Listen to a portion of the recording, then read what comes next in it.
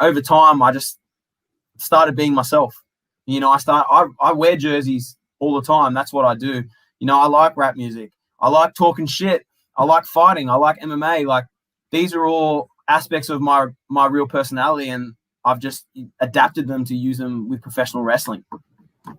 And I think that's the thing, and a lot of great professional wrestlers have said, you know, the very best characters in professional wrestling are the real person with the volume turned up all the way to 1,000 or 11 or whatever sort of way you want to label it. And, you know, to say that's exactly who you are, you know, I think that, you know, when I saw the first time I went to a PWA show recently, you know, seeing you come out, it was very much like you grabbed the attention of the audience. Like, I was like, it made you stop and go, wow, who the fuck is this guy?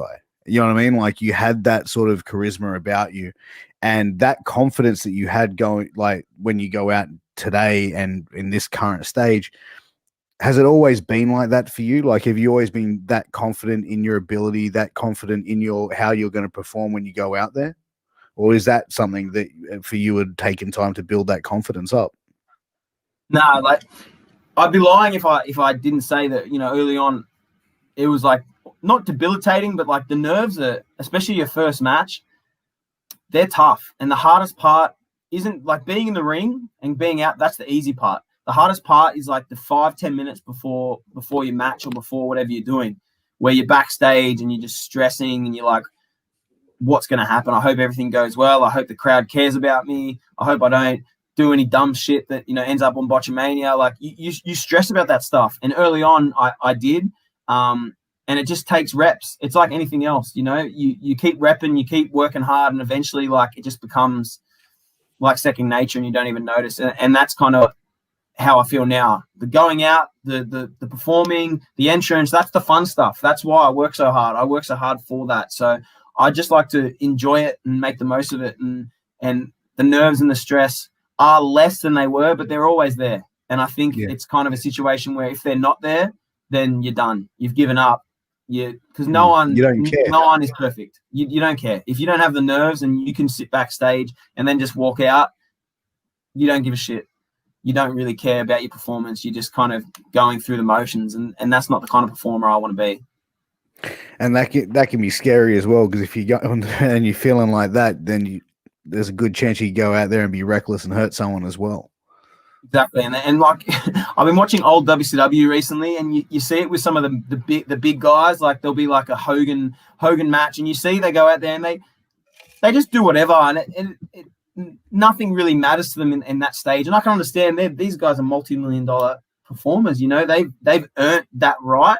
But that's not me. I don't want to just go out there and give a minimum performance. I want to go out there and give everything I have every time.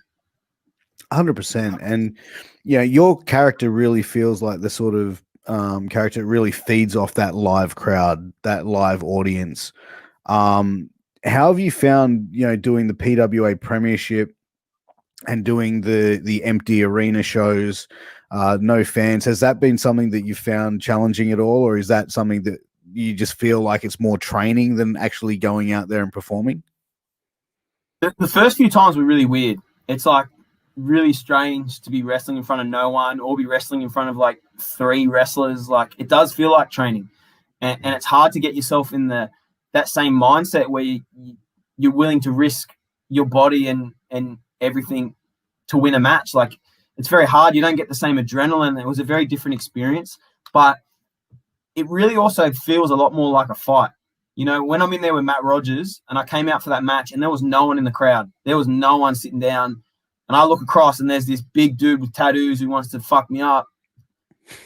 It felt real. It felt like, dude, I have to fight. And that's kind of the match that we had, is I had to fight him, because this was like, it was taking, you know, it was like we were fighting at 5 a.m. outside a pub, you know, in the alleyway. There's no one else around and we're just throwing down.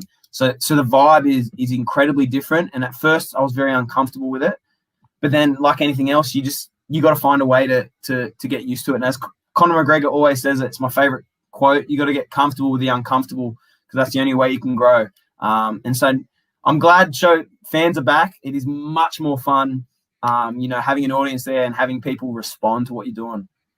Oh, 100%. And, you know, seeing some of the last two shows that you guys have had, man, you know, there's definitely, I'm looking forward to this upcoming show on next Saturday, man. I'm hoping to be sitting front row and center for